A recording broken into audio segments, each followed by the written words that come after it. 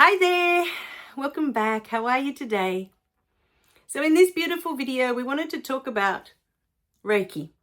It came up in the last video and it is one of the topics that I wanted to talk about in a different way. There was more different information coming through this time around. There was a comment from Simon, and we thank you dearly for your comments, Simon, about Reiki. And I can't remember exactly what the comment was, but it brought up this information that I wanted to share here. Now, when I went in to do the Reiki course, I kept hearing the word healing. For months, I heard the word healing. And the first thing I found online was a sound healing course. So I did that and I thought, oh, this is wonderful. But I got to the end of it and I kept hearing the word healing. So I knew that wasn't it.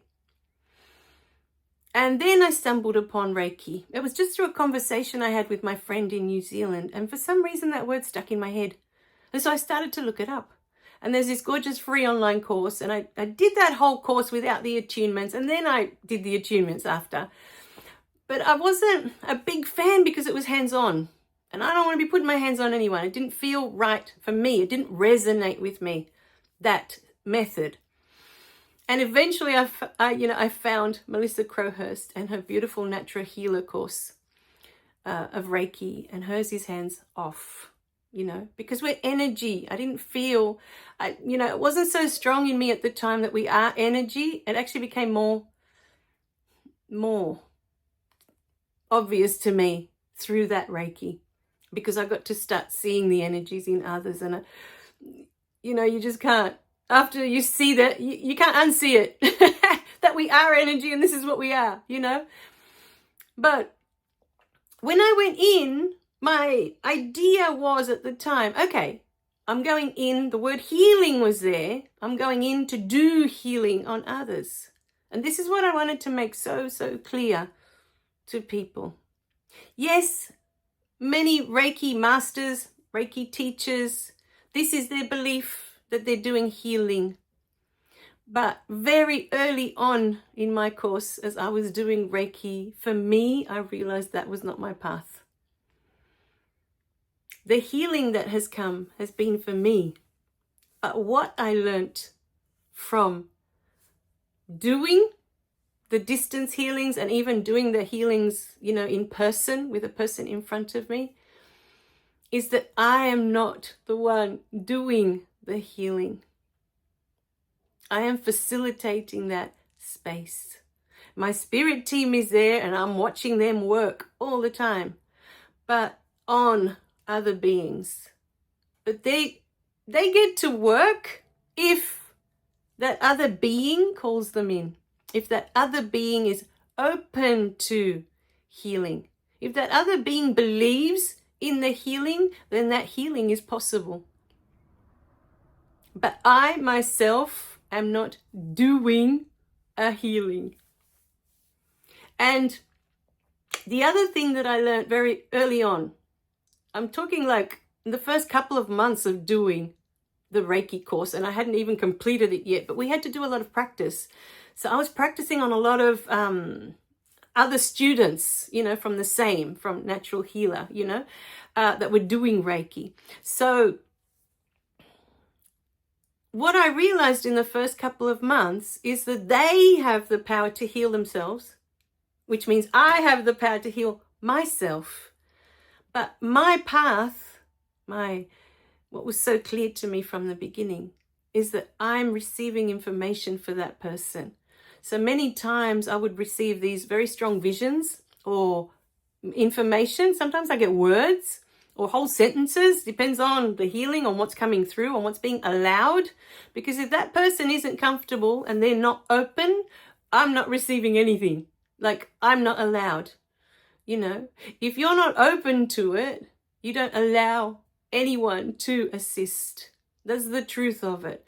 And I have been in sessions where I just can't get in. And then I have to say to that person, look, I don't know what's happening, but I can't get in. So it's either you're not letting me in because there's a trust issue, or you just don't feel safe, or you don't feel that, there's something happening on your side that you're not allowing,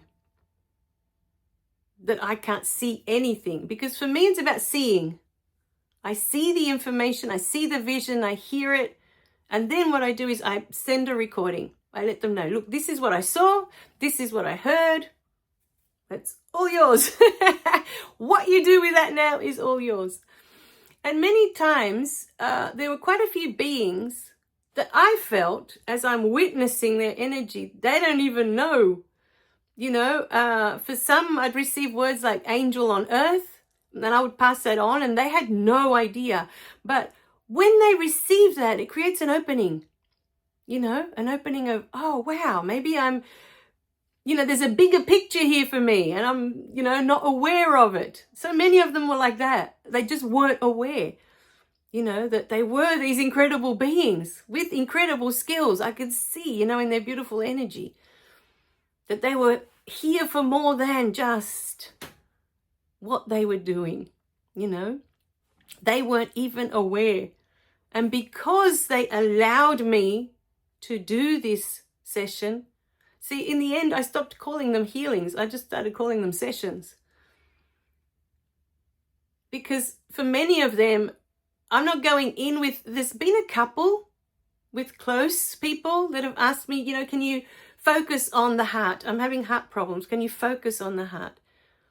And I will go in, and because they're open, you know, I bring in my beautiful spirit team that I always work with and ask them, okay, you know, can you go and assist? You know, and there's been beautiful moments where I've had Mother Mary, I've had Jesus, and I've had Archangel Raphael, all three of them. And I can see this beautiful heart in suspension, you know, outside of their beautiful, they've got their beautiful energy, and there's this gorgeous heart. And the three of them will place a hand. So I'll have three, you know, three hands with their energy. I can see the energy coming out and going into the heart. Now, if the person receiving that has all their intention, they're focusing and they're seeing that beautiful heart healed, they can have that beautiful experience. They can create that miracle, but only they have the power to do that. It doesn't matter how many beings I call in. If that person is closed and they don't believe in the healing, they don't believe in the miracles, it's not going to happen. And if they can't even see it, because the most important part of miracles, of the magic that can be created in this life, is that we can see it. If you can't even imagine it in your head that this is done, that this can happen, then it's not possible. Because for us to create, we need to see it first. You need to be able to see it for yourself. If you can't see it up here, you can't create it in your physical reality. Because that's how we create. It starts here. You need to be able to see it. So I hope this answers the question of my Reiki sessions. And I can't speak for others. I'm not sure what their intentions are, or what their, you know, what they believe they're doing when they do their Reiki sessions. But this was the path that I was taken on. This was where I was led to go with it. And I trust every time, you know. For me, the greatest gift was receiving all the confirmations through all the Reiki distance healings. There were so many that for me it was irrefutable in the end. I just couldn't even say, oh, I'm not sure if they exist or don't exist anymore, because there was just too much confirmations coming through. That in the end it was like, it became a knowing for me. That this is real. And from there, I've been able to trust. Every time they show up and they say, this is the way, this is the step, we want you to do this. I'm like, okay, let's do it. I trust. They're guiding me. I've surrendered to their guiding.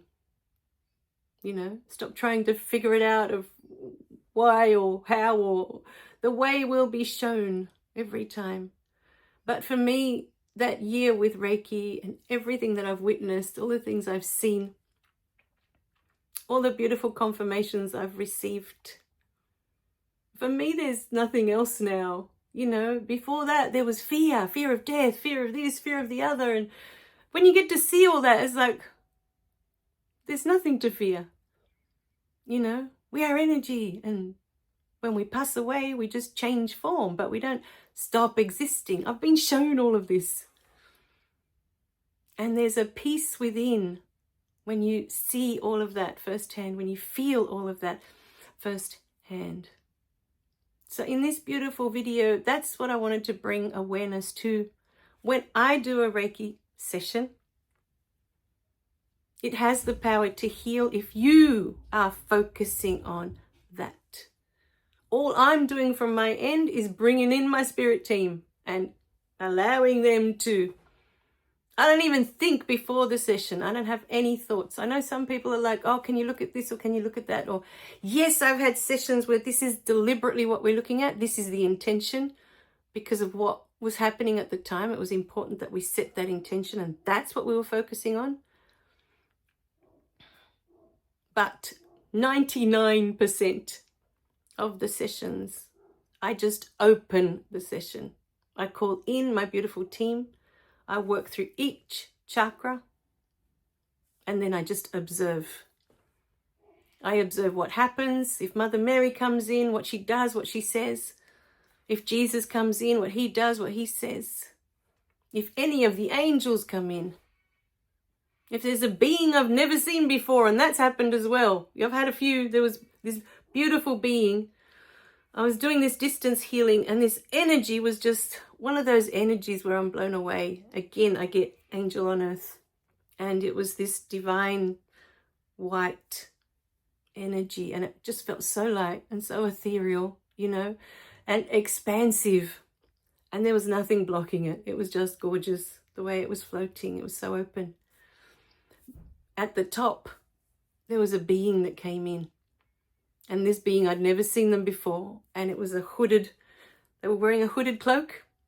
And they weren't allowing me to see their face. The only thing I could see was red hair. A little bit of red hair, but only a tiny little bit. Enough to realize it was a feminine form. But they weren't allowing me to see their face.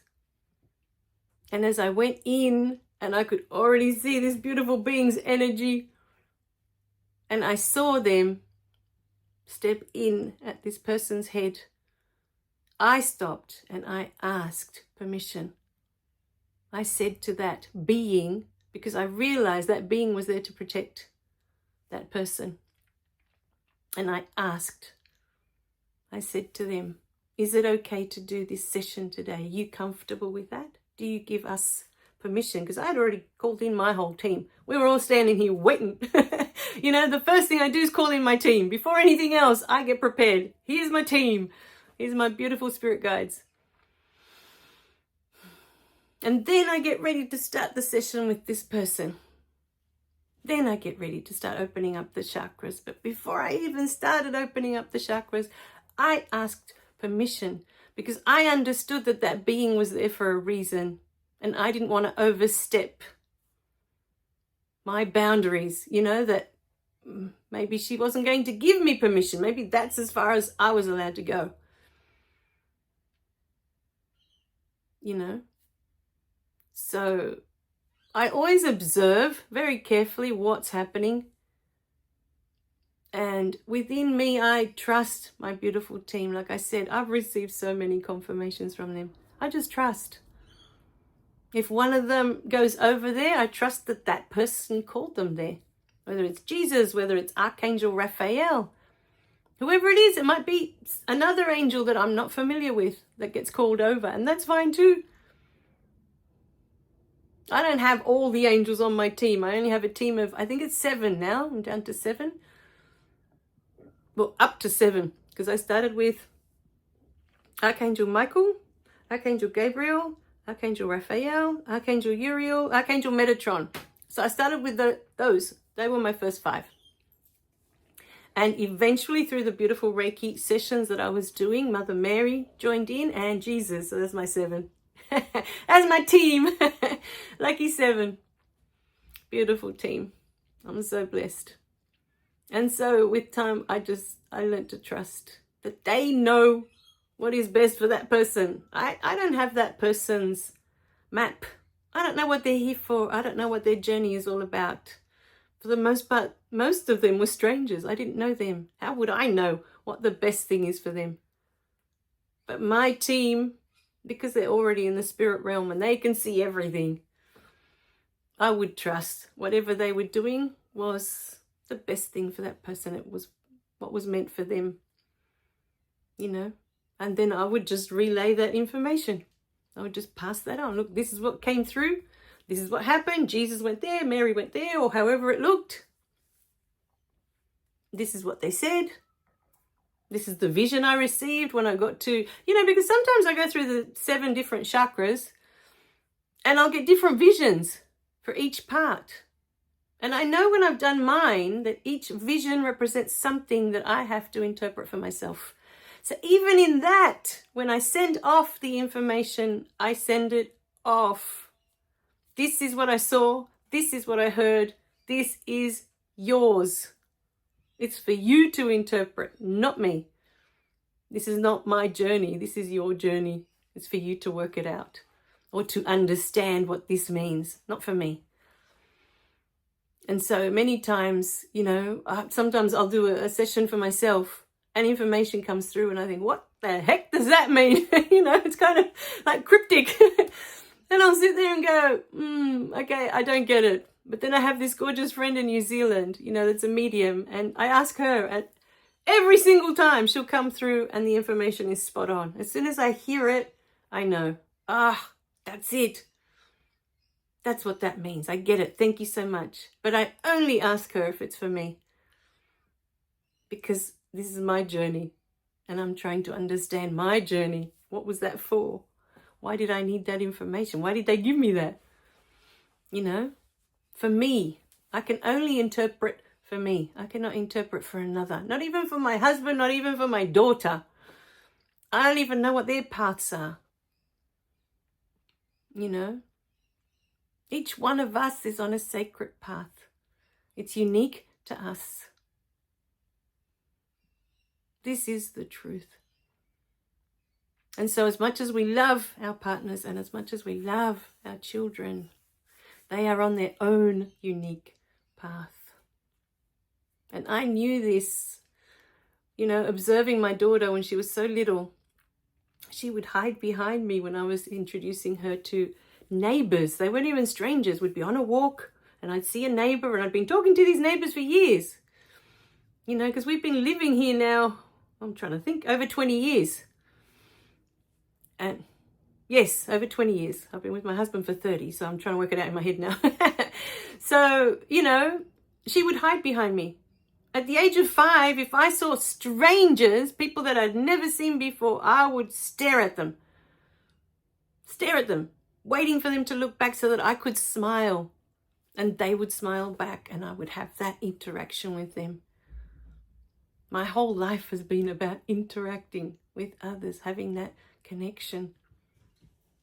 But for her, I could see from very little, that's not her path. She's really good with friends at school. She has beautiful connections.